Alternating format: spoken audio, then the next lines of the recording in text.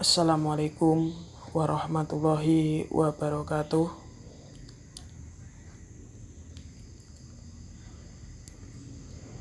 Kali ini saya mau sedikit membahas mengenai ejaan. Ejaan adalah kaidah-kaidah cara menggambarkan bunyi-bunyi kata, kalimat, dan sebagainya dalam bentuk tulisan, huruf-huruf, serta penggunaan tanda baca. KBBI 2285.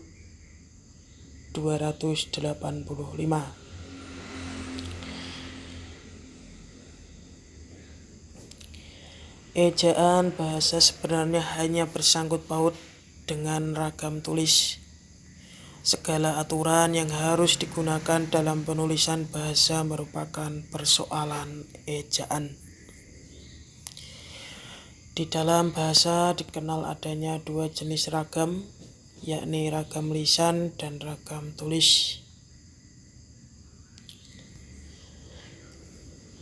Perbedaan antara ragam lisan dan ragam tulis dapat dilihat pada bagian berikut ini.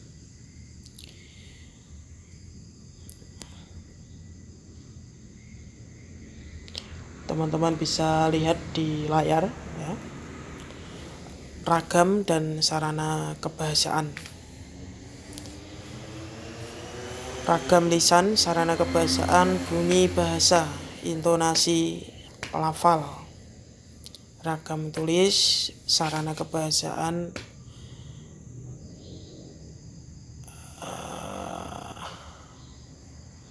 huruf, tanda baca, ejaan.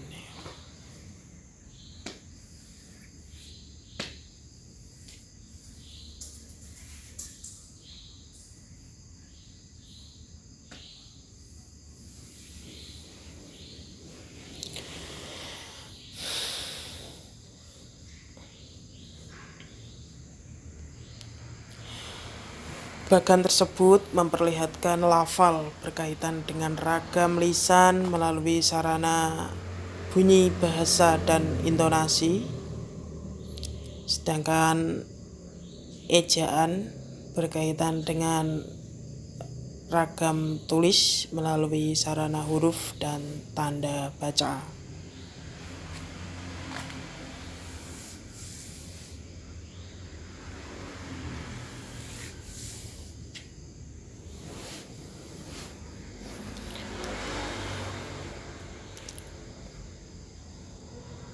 Di dalam sejarah perkembangannya, bahasa Indonesia telah berulang kali mengalami perubahan ejaan.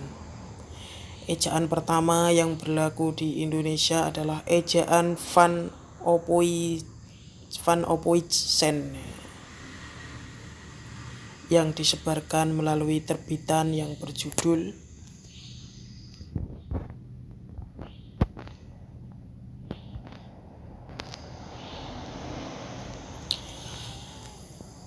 Kitab Logat Melajoe pada tahun 1901. Ejaan tersebut bertahan hingga tahun 1947, meskipun sejak tahun 1938 melalui Kongres Bahasa Indonesia I di Solo mulai berlaku ejaan Swandi atau ejaan Republik. Pemberlakuan ejaan Swandi bertujuan menyederhanakan ejaan Van Ophuijsen. Di antaranya dengan menggunakan huruf OE menjadi U. Ejaan Swandi mengalami pula serangkaian proses pengubahan yang menghasilkan beberapa konsep penyempurnaan, yakni konsep ejaan pembaharuan 1957, ejaan Melindo 1959, dan ejaan baru bahasa Indonesia 1966.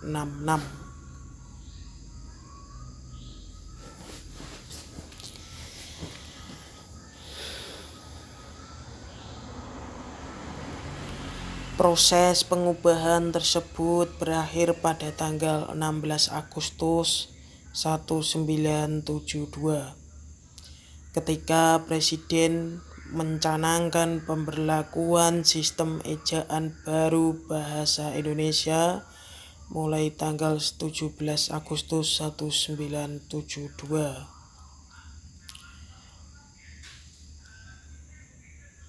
atau Keputusan Presiden Nomor 57 Tahun 1972. Ejaan baru tersebut dikenal dengan nama Ejaan Baru Bahasa Indonesia yang disempurnakan,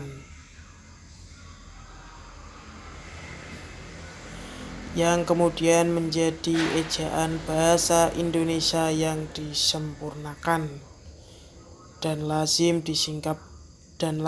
disingkat dengan EYD. Pedoman umum Ejaan Bahasa Indonesia yang disempurnakan disingkat Pedoman Umum EYD. Penggunaan pedoman itu ditetapkan berdasarkan Surat Keputusan Menteri Pendidikan dan Kebudayaan Republik Indonesia Nomor 0196/U/1975 dan berlaku mulai tanggal 31 Agustus 1975.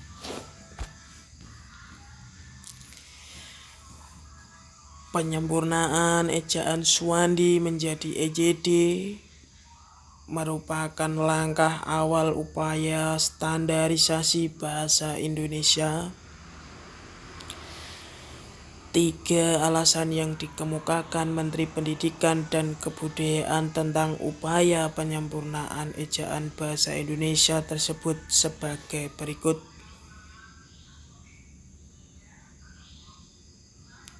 1. Standarisasi ejaan merupakan landasan bagi standarisasi tata bahasa dan peristilahan. 2. Sistem ejaan bahasa Indonesia merupakan sarana penapis pengaruh bahasa lain. Unsur-unsur bahasa lain seperti kata lev dan chef tetap dianggap sebagai unsur bahasa asing.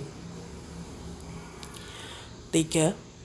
Standarisasi ejaan lebih mudah dilaksanakan daripada standarisasi tata bahasa dan peristilahan.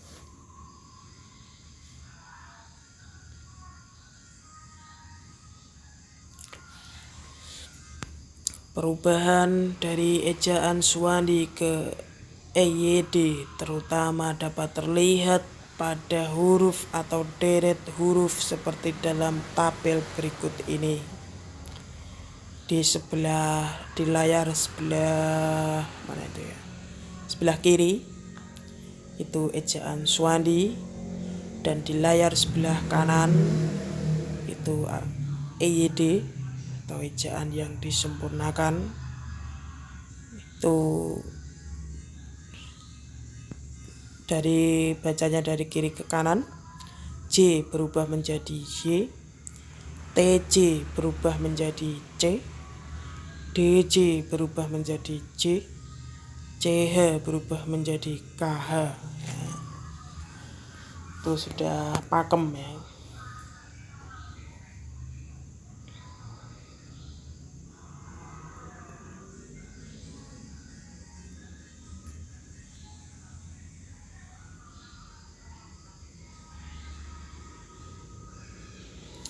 SJ berubah menjadi SY, NJ berubah menjadi NY. Ejaan Suwandi juga mengalami penyederhanaan penulisan fonem.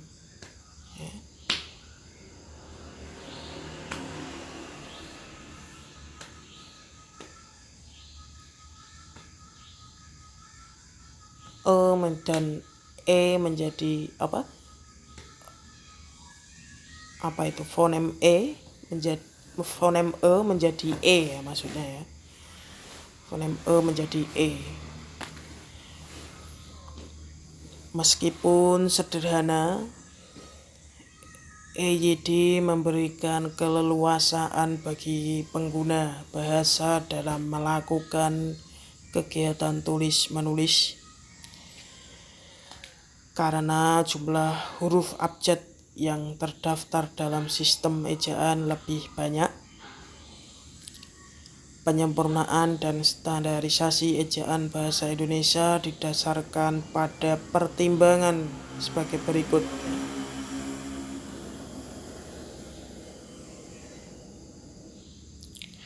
1. Kesimpangsiuran dan ketidakragaman terjadi pada penulisan sejumlah kata seperti raya, jaya, karya dalam kurung EYD yang acap kali ditulis raja, jaja, karja dalam kurung Swandi. Yang kedua, ejaan Swandi tidak sesuai lagi dengan perkembangan bahasa Indonesia karena huruf-huruf yang sudah lazim digunakan seperti F dan V dan Z tidak termasuk dalam sistem abjad.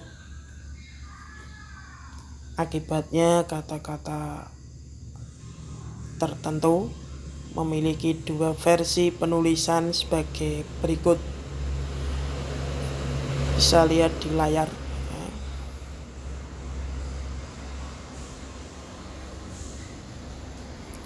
Mufakat dan mupakat, vitamin dan vitamin, izin dan izin, ijazah dan ijazah.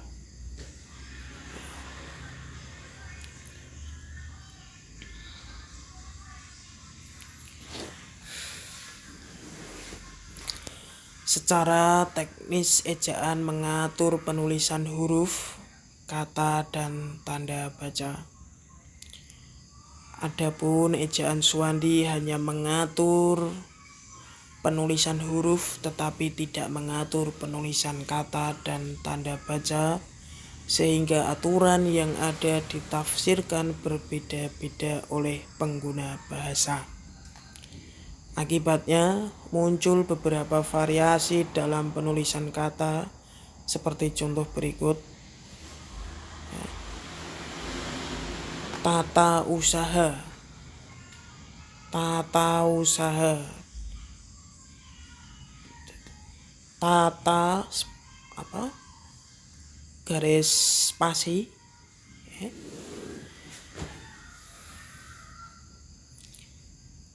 tata garis spasi usaha.